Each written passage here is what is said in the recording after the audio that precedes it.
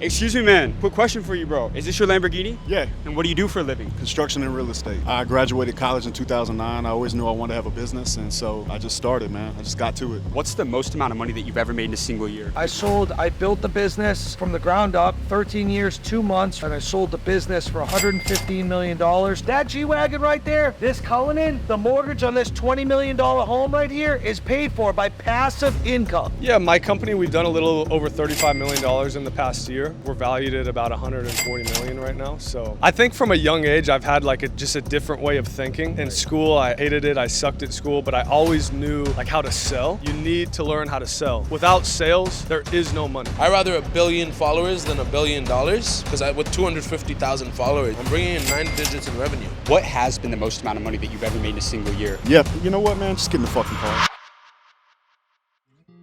All right, you guys, if you've ever been to Miami, Florida, you know that there are more supercars on the road than in any other city. But what do these people do? Well, today we're gonna be asking these 7, 8, and 9-figure entrepreneurs how they became successful and how you can start your path to becoming wealthy in today's world.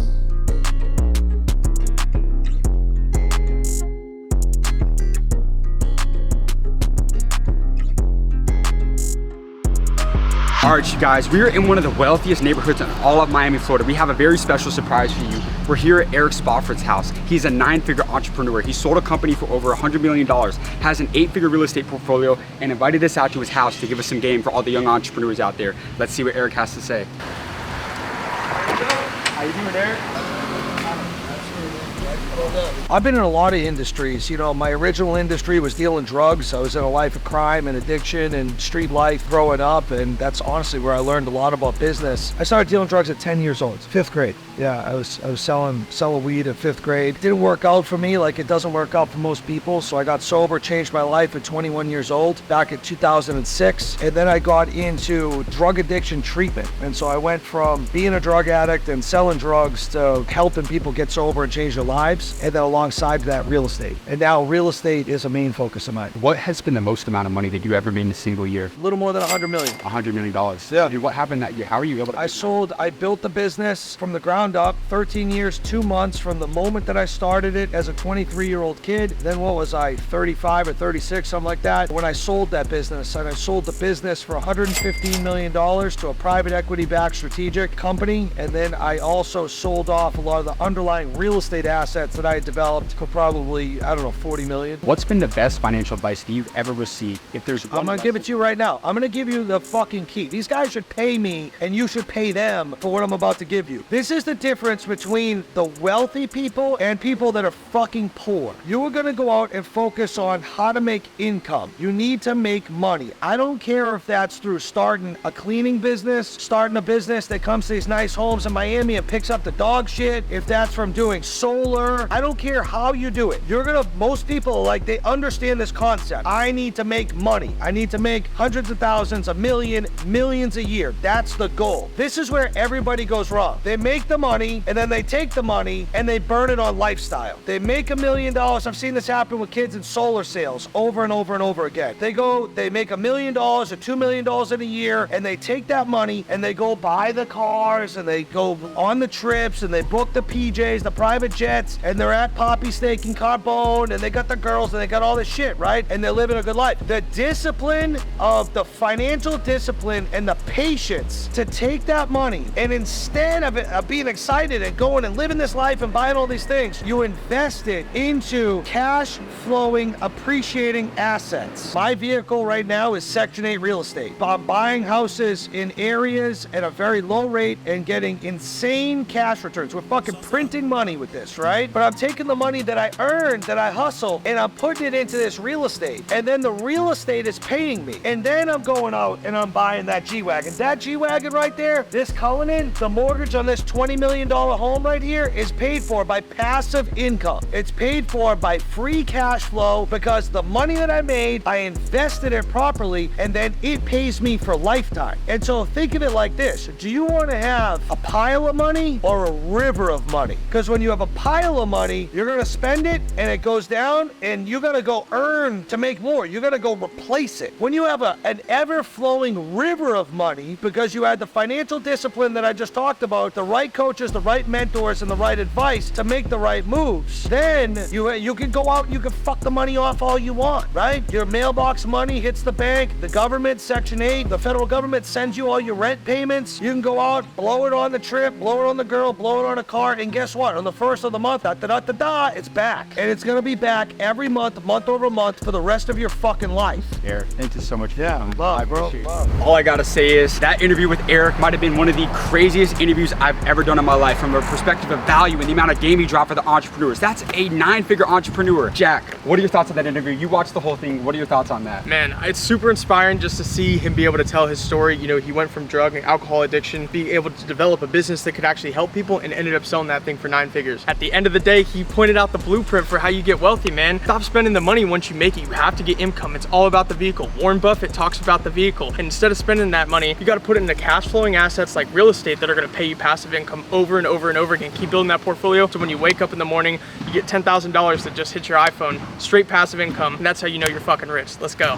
Hey, excuse me, bro. Quick question for you, man. Is this your Lamborghini? Yeah, this is mine. How are you able to afford a Lamborghini out in Miami, Florida? I've been an entrepreneur for the past decade. I've started and scaled quite a bit of companies, and I now manage with my team about 800 e-commerce stores on Amazon. What has been the most amount of money that you ever made in a single year? Yeah, my company, we've done a little over $35 million in the past year. We're valued at about 140 million right now. So that's the funny thing, you know, like people always ask, how much money do you make? But at the end, it's not how much money you make, it's how much money you keep. And number two, it's not just about what's your cash flow, it's what's the valuation. Because a lot of people just think like, oh, I want to make 100 grand a month, but they don't think in 3 years, I want to exit for 100 million. Because you would give up 100K a month if you could know in 3 years you're going to sell for 100, 200 million, right? So it's a little bit of a different mindset shift in running a business. When it comes to the way that people look at money, what would you say is the biggest difference that separates the middle class from the wealthy? Well, besides the hard work and like going out and taking risk and making things happen, I've seen it, and it's their belief systems. So what you believe to be true is what manifests into your life, right? So when I was young, I didn't think having a Lamborghini was crazy. I didn't think making millions of dollars was crazy. That was not the reality I put inside my head. Now, most of society puts this traditional box system of I got to go to college, make 100 grand a year, and that's their belief system. So anything outside of that, like making millions of dollars, becomes a very hard reality for them to understand. And so if you can just see money from a different viewpoint and not have any emotion towards it, all of a sudden you'll see how much easier it is, because it's not being put on a pedestal and you're not like, oh, it's so hard to get. It just becomes your everyday life. What's been the best financial advice that you ever received throughout your lifetime that you'd pass on to the younger generation today? Well, specifically for young people, it's the power of the compounding effect, right? Specifically, what one of my mentors has helped me set up is called overfunded whole life insurance policies, where you actually get to become your own bank. In a sense, you invest money into the market, you get it to compound, but then you can actually take collateralized debt against it tax-free. And so instead of just using your money once, like buying a Lamborghini, you put it in an IUL first, and then you actually get to pull out 80 to 90% LTV on that loan. And then your money still sits in there and compounds. And so setting that up, I think, is really important. And then you can start doing other fun, crazy shit like buying Lamborghinis. I love it. You've got a beautiful Lamborghini Aventador right here. What would you say to someone out there who's aspiring to own a car like this their own someday? But you need to learn how to stay optimistic through the failures, because you will fail way more than you win. And a lot of times those failures start getting to your head and you eventually quit because you don't think that this is right for you. When I was 18 years old, I remember I was driving to Las Vegas. I'll tell you a quick story. I was driving to Las Vegas with my family. I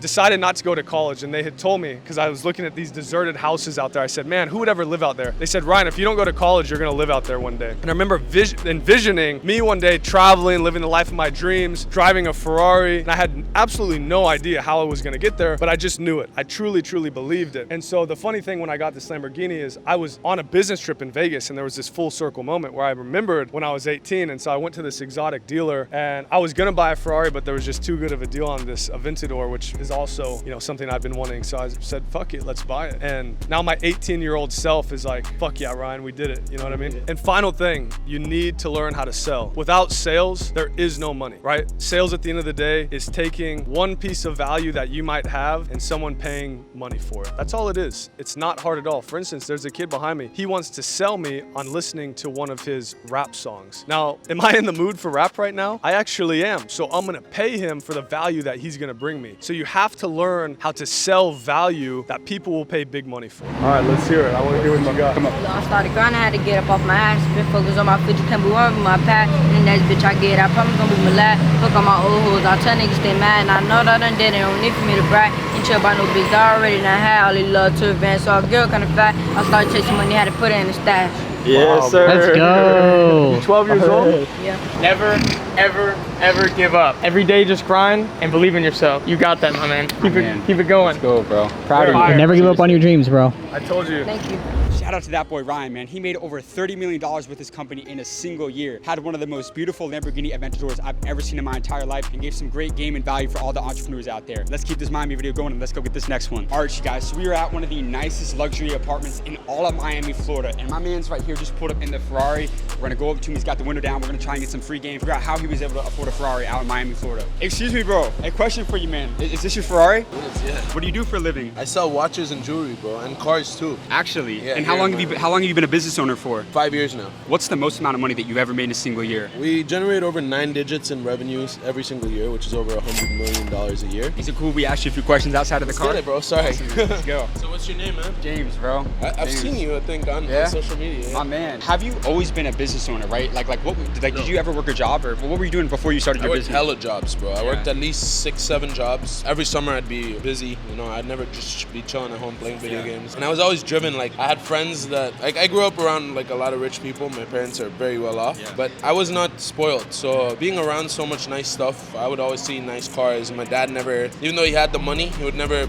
put me in a nice car. I'd drive a Toyota RAV4 when I lived in St. Martin. And yeah, just surrounding yourself with people who have more and people doing good things, it really motivates you. And for me, I had a lot of friends doing great, and I was just in school. I had 3K in my account. I was like, I gotta do some shit. Yeah. What's the biggest thing that you've implemented throughout your skill set as a business owner in this industry to really stand out from the competition? Social media and marketing, bro, for sure. Guys, I say it all the time. I'd rather 1 billion followers than $1 billion, because with 1 billion followers, I think I can make $1 billion annually, no cap. Because with 250,000 followers, and I rely very heavily on social media, I'm bringing in 9 digits in revenue. What's been the best financial advice that you've ever received throughout your lifetime? A lot of people are gonna hate this shit, but I believe to not worry about spending and just worry about making more has helped me get wealthy, you know? Like, if I was worried about, like I used to be, all the small expenses, checking my credit card bill super tediously, I feel like I wouldn't be here. I worry about the big picture now. When I have employees like, hey, I wanna spend this on this, and like, I try not to be cheap. If it's needed, we do it, and I just focus on making more. I make sure everyone's happy and everyone's in the right mindset to just go pump out those sales, you know? Cool, my man.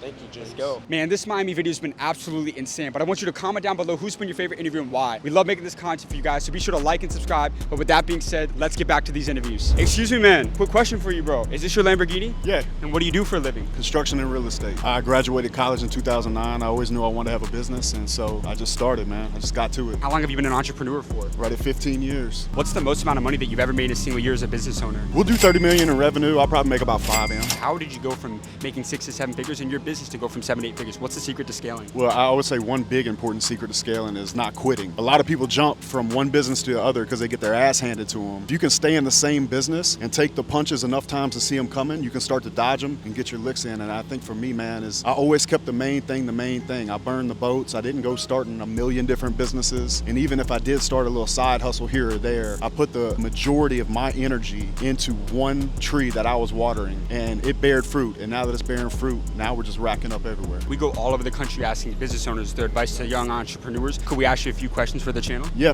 you know what, man? Just get in the fucking car. Let's get it, man. I appreciate you. How have you been able to consistently close big deals, landing big clients over the last 15 years as an entrepreneur? What's the secret to selling? When it comes to selling, especially in construction or any very like industry specific thing, you need to be able to sell with conviction. You need to be able to look a man in the eye and tell him, I'm gonna hit your schedule. You're not gonna have to worry about any bullshit. We are the best people for this job. Send me a fucking contract. And I've done it like that. I've called a guy up and he'll be like, you're $10,000 high. I said, cool, I'll give you 5, send me a deal. And because they know that you're gonna get the job done, they'll give you that deal even sometimes when you're higher, because they can't afford for the schedule to drag out, because that's gonna cost more and cost of money on the construction debt than it would if they hired the guy that was 10 grand cheaper than you. So being able to sell with conviction, I always say that you need to believe in your product so much that you truly believe that if you do not sell to that person, you are fucking them over. That's how much you should believe in your product. When you can believe in your product like that, then there is nothing that's gonna stop you from selling, because you know, and they can see that conviction in your eyes, and they're like, you know what, this is the right guy for me. What is your best self-improvement advice for the younger generation out there? As unpopular as it might be, get your ass in shape. When you walk in a room, people treat you differently.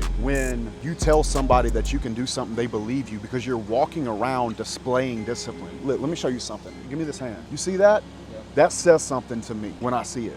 That means you've been working. So I know when you want to come talk to me that you are worth talking about, because you're not just some fucking punk, you're actually working hard trying to get your life together. I respect that. It's hard not to respect a person that's in shape. All across the entire world, no matter what language, no matter what country, no matter what business, if a man walks in a room and he's put together and you can tell that he's put his body through pain and he's built his body up, it's impossible not to respect it. I could hate the person and be like, but I respect him. We're sitting here in Justin Waller's Lamborghini. This took hard work. This did not come overnight. For someone who's watching this right now, a young 20-year-old kid, they're aspiring to become successful like you. A lot of people look up to you, you know, you're a lot of people's role model. What would you say is the blueprint to becoming a millionaire in today's world? Try your best to stay sober if you're young. And I drink and smoke cigars and do all that other stuff, but not my 20s I didn't. I built that whole fucking thing before I even started doing that. Put yourself around other people that are on the same mission as you, even if you have to do that on the internet in a chat room somewhere, because you're gonna get a lot of noise from people that don't understand you, and that's okay. Be kind to those people, especially because they're gonna be close to you. Still love them, but respectfully go your own direction, and don't put yourself around them if they're not on the same path as you. Keep your body healthy. Everything else can just happen. Thank you guys so much for watching this video. It was absolutely insane to make it. Be sure to leave a like and subscribe for amazing content coming soon, and click here to watch us going all over the luxury fashion district in Miami, Florida, asking luxury shoppers how they became wealthy.